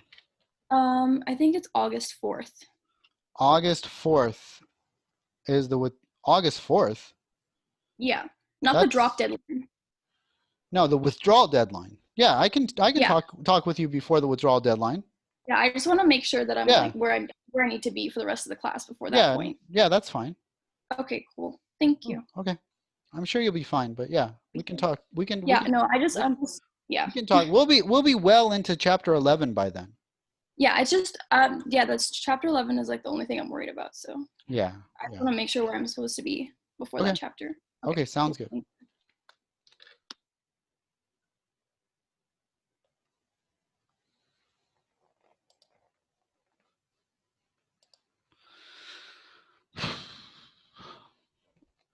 Isabel, Ryan, Jonathan, you have anything else?